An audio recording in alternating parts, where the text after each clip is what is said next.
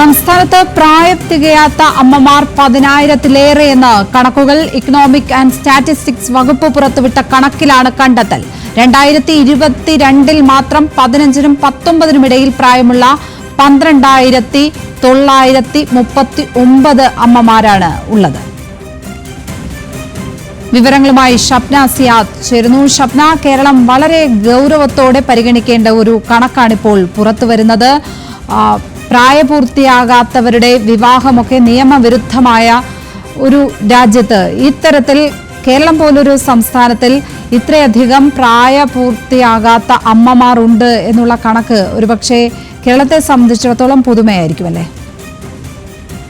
ലക്ഷ്മി, തീർച്ചയായും ഇതൊരു ഞെട്ടിക്കുന്ന കണക്ക് തന്നെയാണ് ഇപ്പോൾ പുറത്തു വന്നിട്ടുള്ളത്. 2021-ൽ ഇത്തരം പ്രസവങ്ങൾ നടന്നത് 15,501 ആയിരുന്നു. എന്നാൽ 2022-ൽ 15-നും 19-നും ഇടയിൽ പ്രായമുള്ള 12,939 പെൺകുട്ടികൾ അമ്മയായി എന്ന കണക്കുകൾ വരുന്നുണ്ട്. ഏതായാലും 2021-നെ അപേക്ഷിച്ച് ഈ കണക്ക് കുറവാണ്. എങ്കിൽ പോലും ഇത് ഇത്തരം ഒരു ഞെട്ടലുണ്ടാക്കുന്ന ഒരു കണക്ക് തന്നെയാണ് ഇപ്പോൾ പുറത്തു വരുന്നത്. പ്രായപൂർത്തിയാകാത്ത അമ്മമാരുടെ ജാതി തിരിച്ചുള്ള കണക്കും സർക്കാർ പുറത്തുവിട്ടിട്ടുണ്ട്. ഇത്തരത്തിൽ പ്രസവങ്ങൾ ഏറ്റവും കൂടുതൽ നടന്നത് മുസ്ലിം വിഭാഗത്തിലാണ് എന്ന് സർക്കാരിന്റെ കണക്കിൽ തന്നെ പറയുന്നുണ്ട്. 7,412 കുഞ്ഞുങ്ങൾക്കാണ് പ്രായപൂർത്തിയാകാത്ത അമ്മമാർ ജന്മം നൽകിയത് എന്ന് പറയുന്നു. അതുപോലെ ഹിന്ദു ക്രിസ്ത്യൻ വിഭാഗത്തിൽ നിന്ന് യഥാക്രമം 4,465, അതുപോലെ 417 കുഞ്ഞുങ്ങൾ ജനിച്ചിട്ടുണ്ട് എന്നാണ് മതം തിരിച്ചുള്ള കണക്ക്.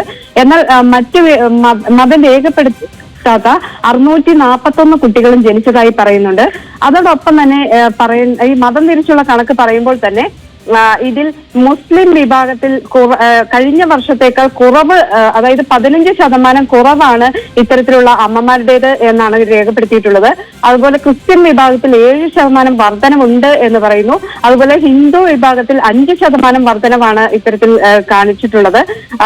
അതുപോലെ ഈ 15 വയസ്സ് താഴെയുള്ള 7 പെൺകുട്ടികൾ അമ്മമാരായിട്ടുണ്ട് എന്ന് ഇതിൽ പറയുന്നുണ്ട്.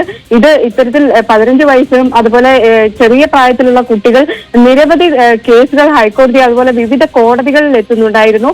അതുപോലെ ഇവരുടെ ഗർഭചിത്രം ആവശ്യപ്പെട്ടും നിരവധി ഹർജികൾ ഈ കഴിഞ്ഞ ഇടങ്ങളിൽ കോവിഡ് കാലഘട്ടത്തിൽ ഇത് കൂടുതലായിരുന്നു. വളരെയധികം ഹർജികൾ ഇത്തരത്തിൽ എത്തിയിരുന്നു.